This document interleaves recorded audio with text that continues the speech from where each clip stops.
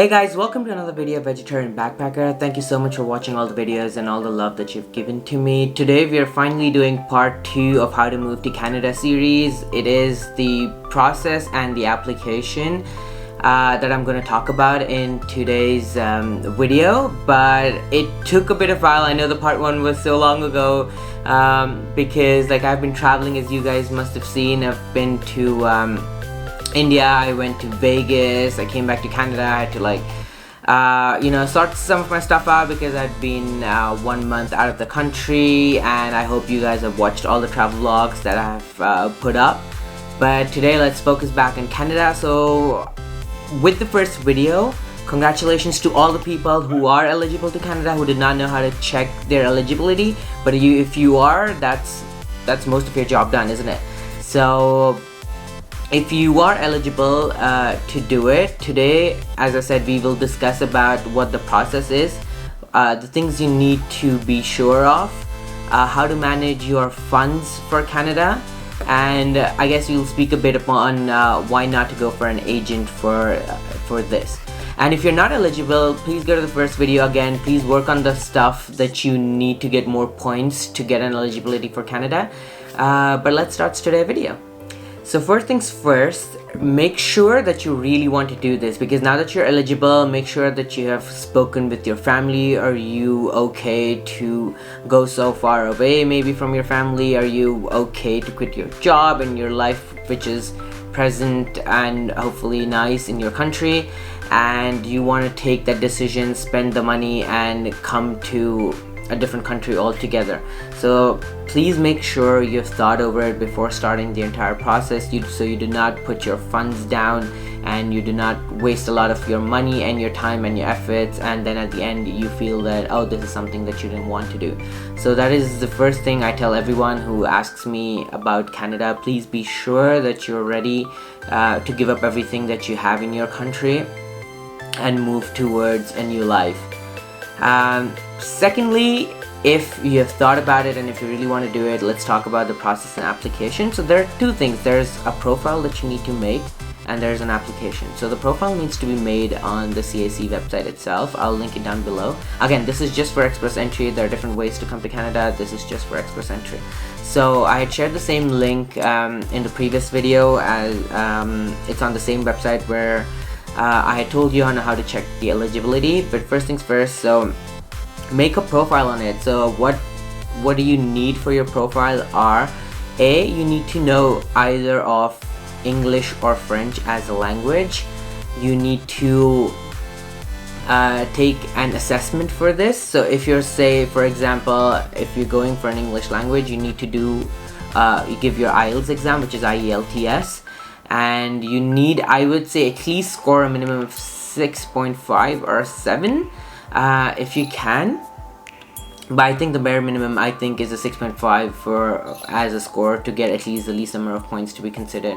And the next is French, but we will discuss IELTS and everything in a detailed topic. Right now we're just talking about the process. So you need to give your exam for an IELTS or for French. B, you need to do an education assessment. So an education assessment would be with the World Education Society back in Canada. So what you need to do is you need to go to your college, get a transcript. Your college basically knows, because a lot of people does it, say you need a transcript for Canada, and that's where you give you, it's basically a paper showing that you have attended this college and these are the marks that you've got. So a mark sheet is not considered as a transcript. You need to get a separate paper which the college will know on how to do this. But again, all of this we will talk about in details in a separate video. So once you've given your IELTS exam, which I did, I do not know French, so I only gave English. Once you've done your education assessment at WES, then you need to just wait patiently. Your name would be put into the express entry pool of candidates, and if you have met the minimum score based on your profile, again, the things that are there in the profile are back there in video 1. So that's how you check your eligibility. So if you haven't watched that video, please go back and watch that video. So once you have your points, if you're above the bare minimum points, then you get something called an ITA, which is an invitation to apply to Canada. and that's where the application starts. So everything that you must have put in your profile, now you need to submit proofs for it. So nothing has to be physical. I haven't heard about anyone getting called physically, but I know they mentioned on the website that you may need to go physically to one of the embassies maybe, but I've not known any of the cases that have happened there. So everything is online. You would need to take everything in the profile that you've submitted and submit a soft copy online in the ITA. So once you get your ITA, you get 60 days to submit all of this, which is basically your work experience details and your education qualifications, which would be through the best, your IELTS scores, and more importantly, during the application, what you need to do is do a police verification and give a medical exam and show your proof of funds. So for the police verification, depending on your country, there are different ways of doing it. I am from India, so I had to go online on the Indian passport service, and there's something called as a police verification. You just apply for it, you pick a slot and a date, and you go there, and it's usually a 15-minute process where they just check your criminal record and give you a piece of paper, I guess, proving that you're okay. Second is the medical examination. This happens at centers which are approved by the Canadian government, I want to say, but which are basically approved. So you would know based on your city which is the nearest center that you can go to, and that's where you get your test done. It'll be a full body checkup, and I would suggest not to lie because you need to give your medical history. And even in all of the application, I would really stress to not lie, because they clearly mention if they find out any discrepancy, which is also in relation to if you have made it by mistake. So please double check everything. So even if it's by mistake, they hold the right to cancel your application forever. So basically you cannot apply. I mean, that's the worst case scenario, right? The other thing that can happen is they can cancel your application now and tell you need to apply to the next pool, and it is just going to extend your time, and you need to change the application again. Someone is going to review it again, and it is just bothersome. Make sure you have everything correct, you have everything documented, and they know more than us. You know, you try to hide, but they'll find out in some ways, and it's just not going to end up in a nice way. So please do not lie on any of your applications. If there is a gap, there's a gap in your profile, because you need to fill up say 10 years of your history. So if you're say 40 years of age, you need to fill up the previous 10 years till 30. If you're say 26, you need to fill up say up till 18. So it's either or. It's either 10 years back to your history, or till you're 18 years of age. So if you're 22, you only fill it till 18. So they know people do not have perfect lives, and if things have happened, just do not lie on the application. That's my suggestion to you. So the next thing is proof of funds. So if you are an individual coming to Canada, you need approximately 12,667 Canadian dollars. If you are coming as a couple, you would need something close to 15,500, and as you add another person, so maybe it's another child, another two child, it keeps on increasing. You can check it on the website. I can link it down in the description below.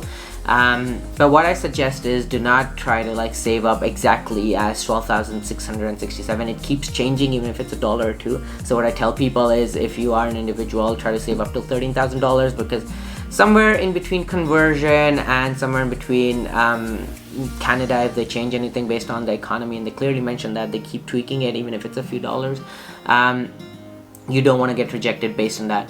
So what Canada tells you is these funds need to be in your bank account for at least 6 months. These shouldn't be borrowed, and you should have access to these funds immediately. So basically anything related to say stocks or a house property or something is not counted right here. It literally has to be in your bank account. I don't think so they care which type of bank account you have. So it can be a checking account, a savings account, a recurring account, but it should be in a bank account. And you need to get a letter from the bank that you don't have any loans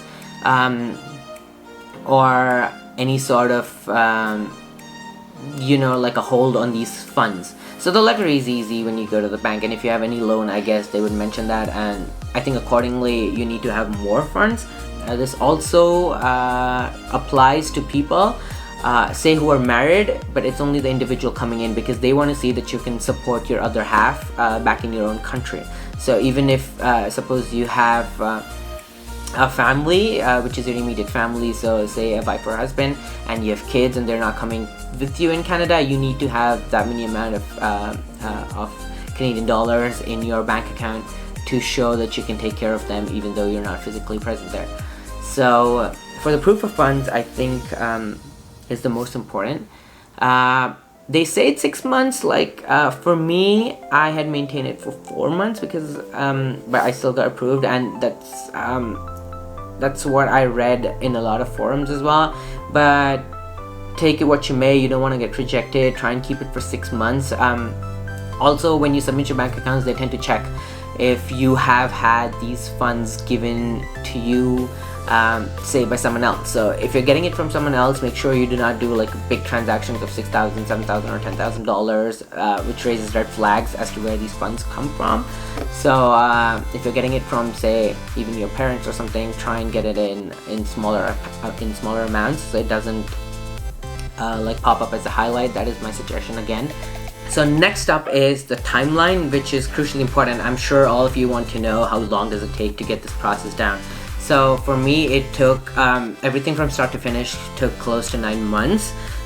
So I would say between the IELTS, first thing that you do is start with your IELTS exam, or if it's a French exam, you do that, and then you submit your documents. You get your documents sourced from your education institutions where you did your college from, and when you send it to World Education Society, it takes a month. In case there is any problem in terms of documents, you need to send it again, and it takes another month again. Thankfully, fingers crossed for everyone, it happens in 1 month. Thankfully, it happened to me in one go, because that takes the most amount of time, because it is 1 month basically that West takes, and before it you cannot get your ITA, which is again invitation to apply. So start with the IELTS first, do the West. I'm assuming this takes 1.5 months. When you have your ITA, you have 60 days to submit. Basically, do your police verification, get your certification, which is the medical one, and your work experience, everything posted online within 60 days. And once everything is submitted, you need, I think they tell you it takes about 6 months as a process, but again, I got it in 4 months. I would say I know people who got it in 2, I know people who didn't get it for 1 year. So their approximate turnaround time is 6 months, but it can take more or less. So the whole process would take about 9 months.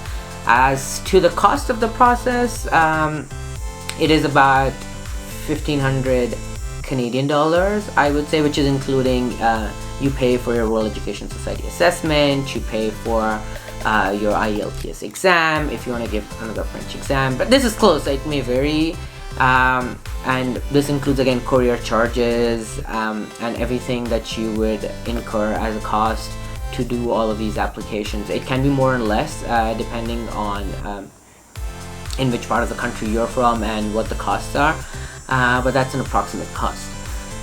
And the last thing that I want to talk about is about agents. So why I think we should not go with agents is because everything on the process is online. So if you give the permission to the agent, they keep you in the dark, so you cannot see your own application because they have submitted for you, which becomes so tiring. Imagine when you've submitted and it's been 4 months, 5 months, and you're waiting on it, but you can't see your own application. And usually the agency just tells you, oh, it's still in process, and you don't have the entire control and flexibility of your own own application, I would say. Next thing, they basically bring nothing to the table. So start with the process. So if it's IELTS, you have to go and give your exam. If it's World Education Society, a college, any college that you must be from will not accept a third party asking for transcripts. So what the agency basically will tell you, hey, why don't you go to your college and get these transcripts, and they will basically just put it in an envelope and courier it to World Education Society.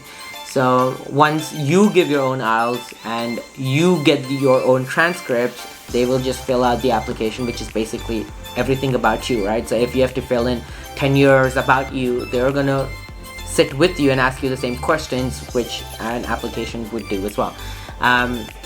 Next thing, once you have your police verification, you personally have to go, say, visit the police station, or in your country if it's online, but you personally have to apply for it. Medical examination, again, you personally have to go and do your own medication, right? Your own exam. No one can go for you. So basically, what they play on your emotions, saying no, they bring so much for the table, and each application is different, and they have all these resources to help you. But as you can clearly see, this is just playing on your emotions, because you know an application can be hard, moving to Canada can be hard, but it is super simple. I would definitely suggest you do it on your own, because they bring nothing to the table. You're just paying them money for nothing, basically sending a few couriers out. And the last thing that they tell you is that they would help you with the job. This was the only thing that intrigued me when I was trying to apply for Canada. So, but I did ask them clearly in terms of what job help would you do. Would you say arrange 5 interviews for me if you have connections with, say, companies where you send out our resumes and I get guaranteed 5 interviews? Obviously then it's up to me on the interview that if I clear it or not. But what these agencies, and I've spoken to 3 of them, which were supposedly the best ones as per the Google reviews, and what they told me was, no, in terms of job application, what they help you is just make your resume and put it in the job pool. Guys, I mean, I have no words. This is something that you can do. Like, clearly, if you're from a college and if you already have professional work experience, and that is how you can apply to Canada, I'm pretty sure that you have your resume in check, and I'm pretty sure you can open a job portal and upload your resume there. Also, any number of people that I've spoken to did not get a job staying back in their own country, because Canada is somewhere they want to see you physically, and usually they give you a call first. So like, I've sat for job interviews. How it usually happens is, again, this can be a separate video, but just to give you a brief idea, they give you a call first. Like, the HR person would give you a call first, hi, how are you, and they would do a brief screening. So if you're back in your own country, they are never going to make an international call just to speak with you. It is never going to happen. So the lucky few who get transferred or something get a job, the others have to come to Canada. So do not go for the agents, unless, again, if you feel that you need to and you feel everything is too complex, go for it. But I don't see anything that they bring to the table that you would need to pay them so much money to just get your application online. And the last thing, if you get a job in Canada, you do not need to show those funds. So everything regarding to the fund, which can be, say, if you're an individual and you need $13,000, you do not need to maintain that, because if you have a job, that thing is out for you, so you're good. You don't need to maintain funds. You can go basically with a penny in your hand and you can enter Canada. So this is what it is in terms of process and timeline. In the next video we can go more in details on how to do your IELTS, your World Education Society application, and I'll be making more videos in terms of you know, good things about Canada, bad things about Canada, so why you should be moving, why you should not be moving. If you move to Canada, then what are the things that you need to consider first just before moving, what do you need to do about housing, about everything. There's gonna be many videos in this series.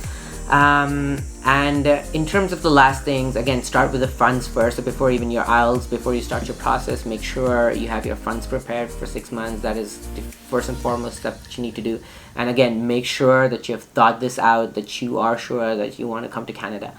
So this is it in terms of process and the application as well. I hope this gives you a clear idea of what needs to be done, and all the very best if you're starting your application. Please let me know in the comment section again, how are you finding the series, and how are you finding the other videos as well, which can be travel and lifestyle as well. And please do subscribe. Please press the bell icon next to the subscribe, so whenever I post a video, it shows a notification to you and you can know more about everything that I post first. And please do like, please do share, and thank you so much for watching.